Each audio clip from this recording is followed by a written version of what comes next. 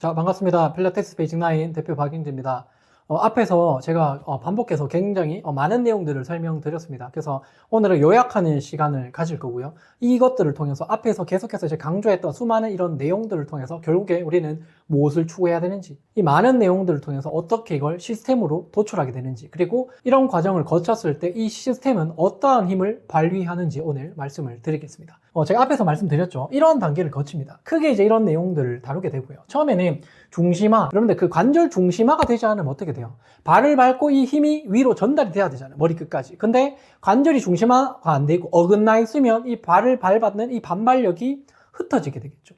효율성이 떨어지게 됩니다. 그래서 불필요한 어떤 부하를 계속해서 우리 몸이 받게 되는 거죠. 그래서 중심화를 하게 되면 적절한 힘이 적절하게 전달되고 그걸 효율적으로 우리 몸을 활용하게끔 되는 걸 우리가 목적으로 하기 때문에 중심화 운동을 많이 하는 거죠. 이런 것처럼 첫 번째가 중심화가 먼저 일어나야 됩니다. 여러분들 삶에서 중심화가 일어나야 된다는 소리죠. 여러분들을 비효율적이게 하는 정말 많은 사건들이 있어요. 예를 들면 내가 일에 집중하고 싶은데 계속해서 뭐 이성 친구가 밥을 먹자고 한다든지 영화 보자고 한다든지 이런 것들이 내가 마음에 들면 괜찮은데 나는 그거 하기 싫고 나는 지금 책 보고 공부하고 싶은데 계속 그게 방해로 작용을 한다라고 하면 그게 여러분들 중심화가 안 되어 있다는 거예요. 부하가 크다라는 소리입니다. 그래서 그런 불필요한 부하를 다 제거시켜주는 단계가 첫 번째가 되어야 합니다. 여러분들이 쓸데없이 갖고 있는 그런 부하들 정말 많으실 거예요. 대부분 인간관계에서 정말 이게 많거든요. 저는 이제 카톡에 저장되어 있는 그 전화부 개수가 거의 3,000개 다 돼갑니다. 저랑 연락하는 사람이 많이 없으실 거예요. 저랑 연락하는 사람은 특징이 뭐냐면 제가 먼저 연락해요. 근데 저한테 연락 오는 사람이 많이 없어요. 왜냐하면 제가 연락 많이 받지 않고 차단하기 시작했죠. 3,000명이라는 사람이 지인들로 있지만 저한테 필요한 인맥은 거의 없더라고요. 그런 사람들을 제가 제 사업을 하는 동안 하나 둘씩 계속 제거하는 역할을 했습니다. 보자고 해도 보기가 싫어요. 그 사람 만나면 어차피 뭐 좀 재미없는 얘기 하거나 뭐 신세 한탄하거나 이러거든요. 저한테 도움이 아무것도 되지 않아요. 저한테 도움이 되지 않는 사람과의 대화는 제가 굳이 갈 필요가 없는 거죠. 그게 선배든 뭐 나한테 옛날에 뭔가 호의를 준 사람이든 아무 의미가 없습니다. 지금 나에게 도움이 되지 않기 때문에 다 제거시키는 거예요.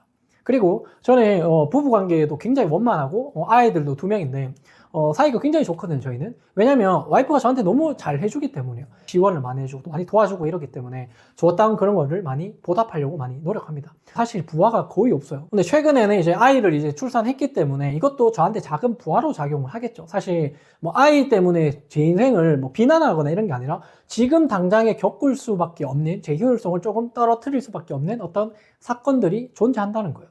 하지만 이게 작은 부하지만 이것들이 너무 많아지게 되면 여러 가지 요소들 때문에 결국 제 중심이 무너지고 비효율성이 작용할 수밖에 없다는 겁니다. 그래서 중심화에 대한 부분은 제가 앞에서 설명 안 드렸기 때문에 지금 말씀드리고요.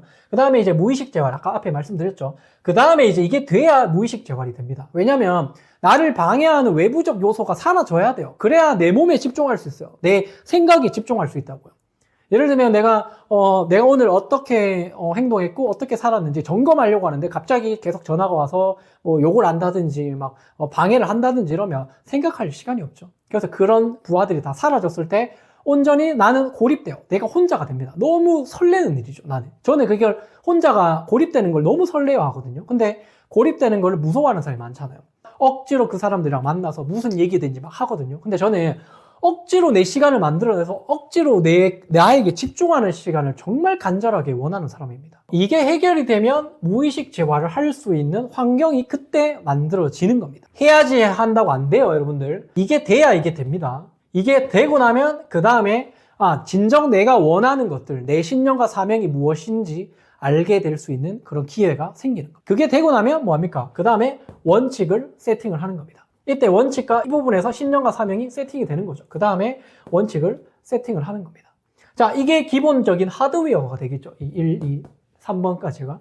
그 다음에 여러분들 돈 무의식 재활도 하드웨어 포함될 수 있는데 제가 이제 제 사례로 말씀드렸지만 저는 돈은 계속해서 싸우는 활동을 하게 하고 무서운 거고 계속 다툼을 일으키고 막 이런 거라고 생각을 했잖아요. 이런 의식이 있는 사람이 돈을 많이 벌고 싶다라는 생각을 한다. 나는 돈을 많이 벌 거야 라는 의식을 갖는다. 자체가 말이 안 되는 거예요. 무의식에서는 돈을 무서워하는 사람이 나는 부자가 될 거야 라고 생각을 하는 게 말이 안 맞다는 거죠. 돈에 대한 무의식 재활도 이 단계가 끝나면 이제 해 주셔야 된다는 소리예요. 끊임없이 반복을 하셔야 된다는 거. 그래야지 내가 진짜 돈을 원할 때 진짜 내 마음과 실제 행동과 똑같이 일어난다는 소리예요. 그때 모든 게 자연스러워지고 엄청난 힘이 생깁니다. 그 다음에 뭡니까? 신년 사명 원칙이 세팅이 됐기 때문에 뭐죠? 그 다음 이걸 가지고 브랜딩을 한다고 말씀드렸죠. 여러분들 브랜딩은 제가 being 하는 거라 말씀드렸죠. doing이 아니라 being은 이게 신년 원칙 사명 이런 것들이 다 세팅이 되면 자연스럽게 자 여기서 이제 신년 사명이 됩니다. 무의식 재활 단계에서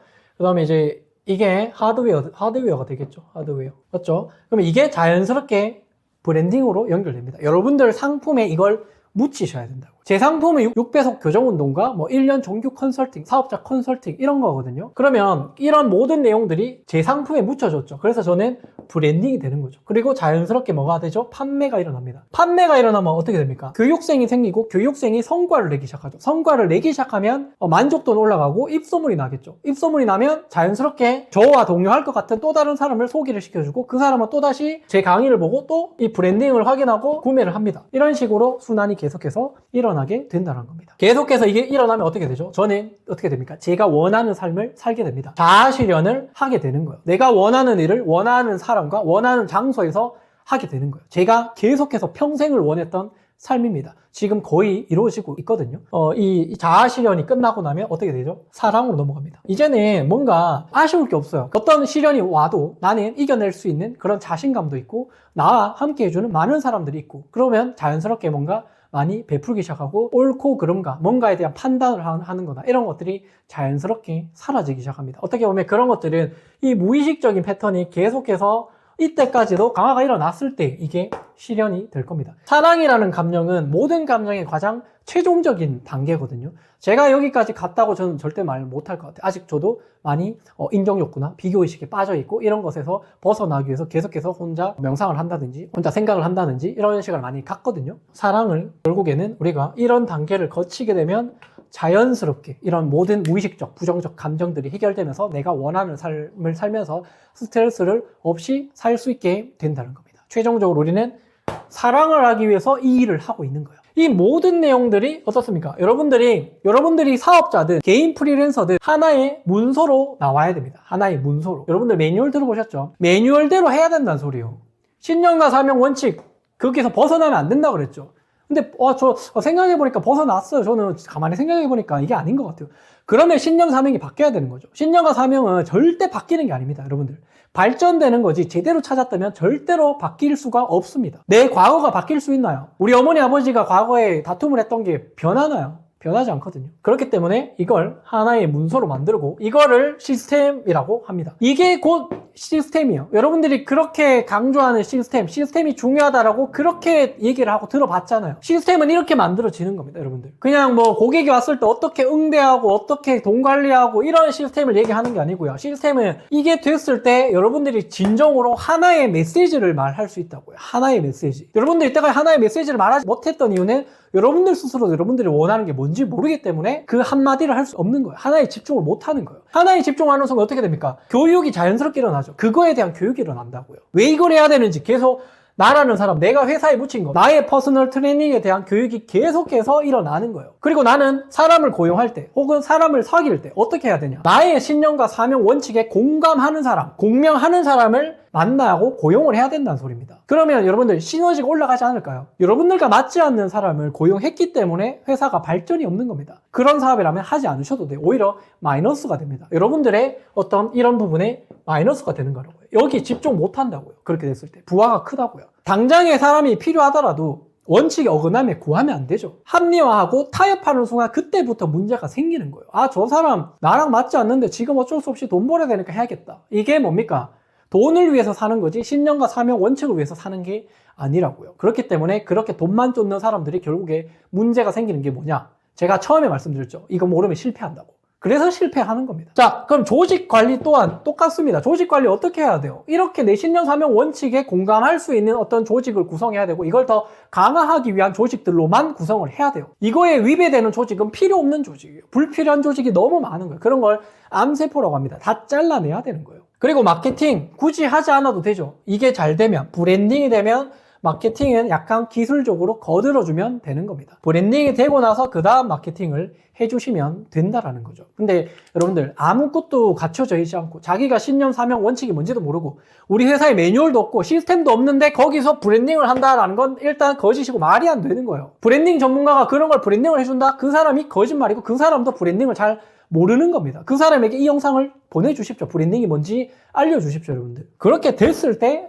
마케팅도 제대로 되는 거예요. 그러면 여러분들 선순환이 일어나요. 여러분들이 원하는 고객이 여러분들 공간에 온다고요. 그러면 여러분들이 원하는 사람이니까 좋죠. 그럼 열심히 일할 수 있죠. 재밌게 일할 수 있죠. 신나죠. 에너지가 더 가죠. 어떻게 됩니까? 무의식이 어떻게 돼요? 더 좋아지잖아요. 계속해서 좋아질 수밖에 없다고요. 계속해서 좋은 감정이 있으면 어때요? 우리는 결국에 사랑이라는 최종적 감정에 도달할 수 있을 가능성이 굉장히 높아진다고요. 여러분들 이때까지 누군가를 그냥 사랑한다. 나 지금 기분이 좋아. 나 뭔가 깨달은 것 같아. 그런 단발적인 것들은 의미가 없습니다. 왜 의미가 없느냐? 신념, 사명, 원칙이 없으면 이게 다 의미가 없다는 걸 제가 계속해서 이 강의에서 말씀드리고 있기 때문이죠. 여러분들 이때까지 앞에 강의를 잘 들어왔으면 제가 이렇게 얘기하는 게 뭔지 깨달음이 오실 겁니다. 여러분들 삶의 매뉴얼이 있나요? 여러분들 회사에 매뉴얼이 존재하나요? 매뉴얼이 없다라면 여러분들 스스로가 여러분들을 어떻게 다뤄야 될지 모른다는 소리입니다. 통제력이 없다라는 소리예요. 필라테스는 원래 컨트롤로즈였죠. 조절할 수 있게끔 하는 게 필라테스입니다. 근데 내가 나 스스로를 조절할 수 없다라면 과연 내가 제대로 살고 있는가? 내 삶을 통제할 수 있는가를 따져보셔야 됩니다. 여러분들 돈이 많다고 해서 통제할 수 있을까요? 돈이 많다고 해서 통제 안 된다고요. 계속해서 그 돈의 노예가 된다고요. 내가 자유롭고 싶어서 사업을 했거나 자유롭고 싶어서 뭔가 돈을 더 많이 벌려고 뭔가 했는데 결국에는 돈으로서부터 벗어나지 못하는 자유를 오히려 더 억압받는 그런 상황에 여러분들이 내몰리게 되는 겁니다. 여러분들 대부분 망했는 센터, 망했는 친구들 살펴보십시오.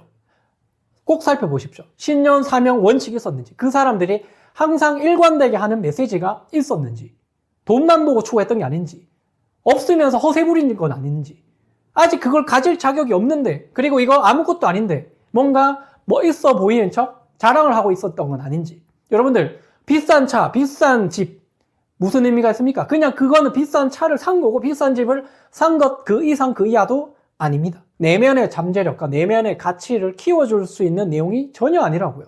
그건 다 틀린 겁니다. 자기답게 사는 게 아니기 때문에. 자기답게 살기 싫은 사람, 제 의견에 반하는 사람은 제가 지금 미친놈이라고 생각되겠죠. 하지만 이 영상을 지금 몇 번이나 보고 있는 사람, 거의 1시간 넘게 이 영상을 연결해서 보고 있는 사람, 분명히 자기답게 살기를 너무 간절히 원하는 사람이에요. 그러면 여러분들 지금 이걸 하셔야 되죠. 이걸 하셔서 여러분들 삶에 당장 반영을 하실 준비를 하셔야 된다는 겁니다. 여러분들 자신 있습니까? 자신 없다면 저를 찾아오시고요. 저에게 도움을 요청하십시오. 제가 이 모든 것을 도와줄 수 있는 어떤 준비가 되어 있고 제 사업 모델이 이겁니다. 이걸 위해서 저는 살고 있고 이걸 통해서 제 신념과 사명이 확장될 겁니다. 그렇게 해서 많은 사람들, 많은 전문가들이 육성이 되고 그 사람들이 높은 단가로 센터를 운영하고 높은 퀄리티로 운동을 지도를 하게 되겠죠. 저로 인해서. 그러면 대한민국 사람들이 모두 올바르고 건강한 운동을 통해서 자기답게 뭔가 삶을 추구하는 그런 삶이, 제 사명이 실현되기 시작할 겁니다. 그걸 여러분들이 공명한다라면 같이 해주셔야 되고 도와주셔야 됩니다. 제가 여러분들을 그렇게 도와드릴 거고 제가 항상 그것들을 도와드릴 거기 때문입니다. 항상 저는 옛날이랑 지금이랑 똑같습니다. 항상 저는 이 자리에 있습니다. 항상 이곳에 있었을 뿐입니다. 앞으로든 2년 뒤에든 10년 뒤에든 언젠가 저와 함께 할 날이 분명히 있을 거라고 저는 생각을 합니다. 이렇게 제가 열변을 토했습니다. 어떻습니까? 이제 끝날 것 같네요. 아직 하나가 남았습니다. 그렇다면 시스템이 만들어지고 나면 어떻게 해야 되느냐? 이거에 대해서 마지막으로 말씀을 드리겠습니다.